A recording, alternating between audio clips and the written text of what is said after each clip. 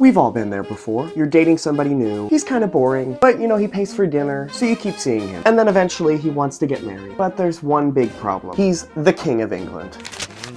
It's truly a tale as old as time, and one that most famously befell our person this week, Wallis Simpson. Not only was she a woman named Wallis, she was also a twice-divorced American socialite, for the love of whom King Edward VIII abdicated the British throne in 1936. But who was this woman? Did she really charm a king away from his crown? And why does this photo exist? Wallis was born Bessie Wallis Warfield on June 19, 1896. She was raised in genteel poverty, living off the charity of rich relatives in and around Baltimore, Maryland. From childhood, Wallis was bright and competitive, unafraid to defy convention. In 1916, Wallis left home to marry Navy pilot Earl Spencer. Spencer was an alcoholic, and after years of abuse, Wallis divorced him. In 1927, she married shipping magnate Earl Simpson and moved to the UK. Wallis, a worldly, self-possessed American, was something pretty different in London high society, something which was very readily apparent to this guy, Edward, Prince of Wales. By 1934, Wallis had become the prince's mistress. So at this point, Wallis has everything that she could want. She's happy being married to Ernest, and she loves jet-setting around Europe with the prince. I mean, it's a pretty good gig. At some point, however, Edward decided that Wallis was the woman for him. When he ascended to the throne as king in January of 1936, he was dead set on marrying her. But this was never gonna work. The public and the British government would never accept Wallis. For one thing, she was still married, she'd been divorced before that, and she was American. In spite of Wallis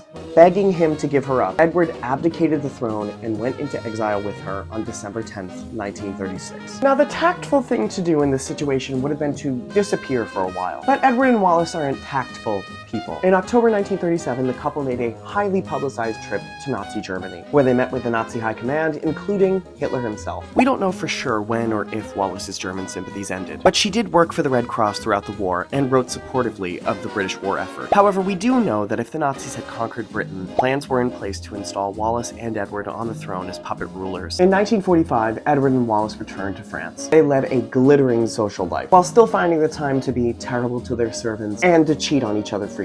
Edward died in 1972, and after years of failing health, Wallis died in Paris on April 24th, 1986. Okay, so what is so special about Wallis Simpson? For all of her many misjudgments, she was a woman of a new era. Wallis cared more about rising to the station she thought she deserved than about traditions or expectations. For this, she appears very modern, and if you take her at her own word, her very modern life was to her liking, more or less. Do you have any regrets when you look back on your life? Oh, about certain things, yes. I wish it could have been different. I'm extremely happy, and naturally you've had some hard times, but who hasn't? Anyway, here are my sources. Thanks, bestie.